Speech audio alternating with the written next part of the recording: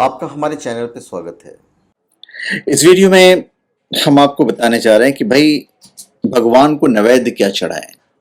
लोग बड़े कॉन्फ्यूज रहते हैं, भाई ये मिठाई चढ़ाएं, ये फल चढ़ाएं, ये 5 तरह का केला लाना है, 5 तरह का संतरा लाना है या 5 तरह के फल लाने हैं। बहुत सारी बातें होती रहती। पंडित जी के सिर में बोलते हैं कि भाई फल कितने प्रकार का चाहिए, पंडित जी बोलते भाई 5 प्रकार का फल लेके आओ। मेरा अपना जो मानना है, मैं वो कहूंगा कि भाई मेरे हिसाब से भगवान को क्या चाहिए। हम मिडिल क्लास फैमिली के हैं भाई, जिनकी कैपेसिटी है वो अपना यथाशक्ति भगवान को चढ़ाते ही हैं और चढ़ाना भी चाहिए। ये हमारी प्रथा है, ये हमारे सनातन धर्म में कि भाई नैवेद्य लगाना है, भोग लगाना है। मेरा जो मानना है, हम भी अपने हिसाब से कुछ ना कुछ करते ही हैं।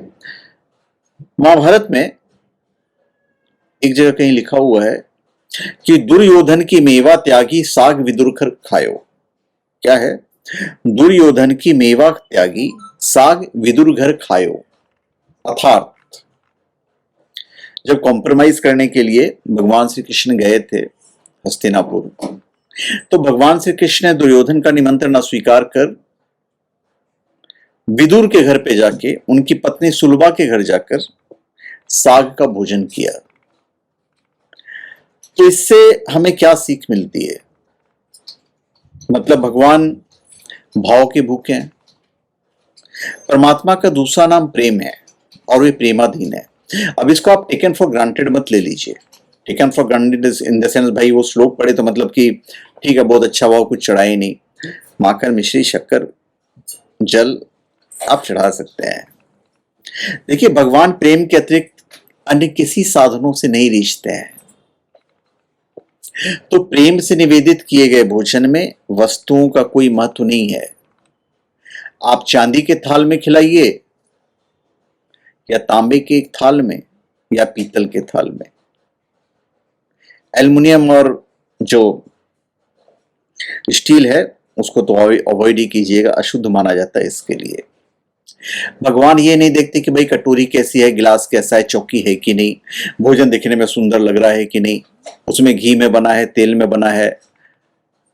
ये सब चीजें नगण्य है, क्योंकि एक साधारण सा भोजन जो भक्त के प्रेम से सना रहता है उसकी कोई कीमत ही नहीं है, उसी को नैवेद्य कहलाता है। वही भगवान का नैवेद्य कहलाने योग्य है, ऐसा मेरा मानना है। भगवान का भी मानना है। भगवान का मानना है कि भाई भाव का भूखा हूं मैं और भाव ही एक सार है। भाव से मुझको भजे तो भव से बेड़ा पार है। भगवान का यह मानना है। भगवान के पूजन में विधि, मंत्र और सामग्री उतना महत्वपूर्ण नहीं है, यह मेरा मानना है, पर भाव का महत्व है, यह भी मेरा मानना है। आप क्या मानते हैं? आप कमेंट में हमको जरूर लिखिएगा। भक्त को जो कुछ भी सरलता से प्राप्त हो जाए वही भक्तिपूर्वक सच्चे हृदय से अर्पण कर देने से भगवान संतुष्ट हो जाते हैं। कितनी से कितनी महंगी चीज, उत्तम से उत्तम मिष्ठान भाव बिना बेकार है। भाई बहुत सारे प्रसंग हैं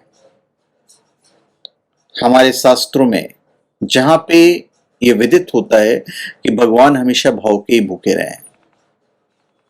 सर्वज्ञ और सर्वशक्तिमान प्रेम में प्रभु को तो प्रेम की भाषा ही समझ में आती है और प्रेम से ही रिश्ते हैं। भाई प्रेम में पागल बने बिना भगवान मिल ही नहीं सकते हैं। जिन भक्तों के रोम रोम में भगवान का प्रेम बहता है उन्हीं की वात्सल्यमयी गोद में आकर प्रभु बैठते हैं।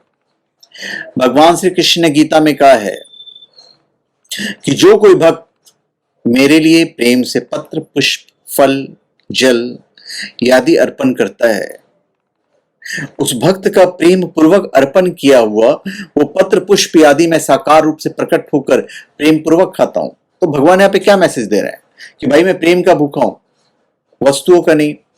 आप क्या दोगे उनको? भाई सब तो उनका ही है, वो फल भी उनका ही है,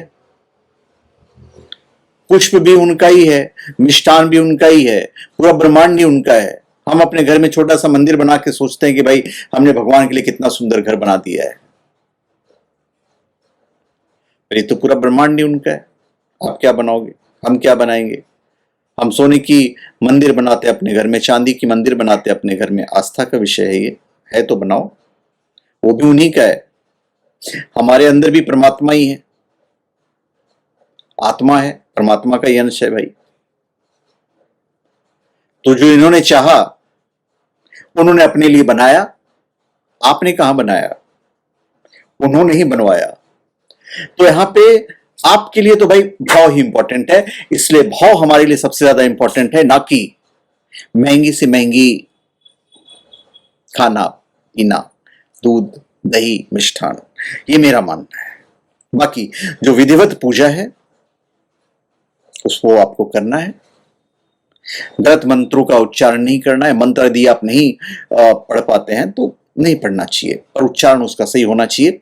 इसलिए नहीं कि उसका गलत इफेक्ट होगा, हो सकता है गलत इफेक्ट होता भी होगा, होता ही होगा। हमारे शास्त्रों के अनुसार अगर आपने गलत मंत्र पढ़े तो गलत इफेक्ट होता है, पर उसका जो वैज्ञानिक असर है, किसी मंत्र का जो वाइब्रेशन हमारे शरीर में आता है, ओम भूर्भुवस्वः तत्सवितुर्वरेण्यम भर्गो देवस्य धीमहि धियो यो नः प्रचोदयात्। तो जिस तरह से आप पढ़ते हैं, जो वाइब्रेशन है वो हमारे बॉडी को फायदा देता है।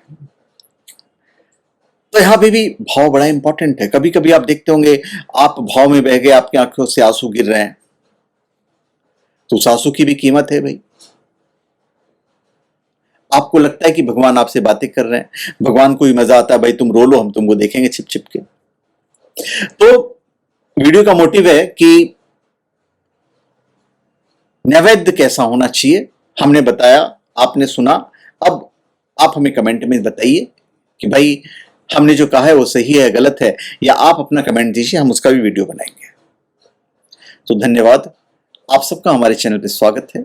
आप हमारे चैनल पे सब्सक्राइब करें और अपने कमेंट दीजिए। धन्यवाद।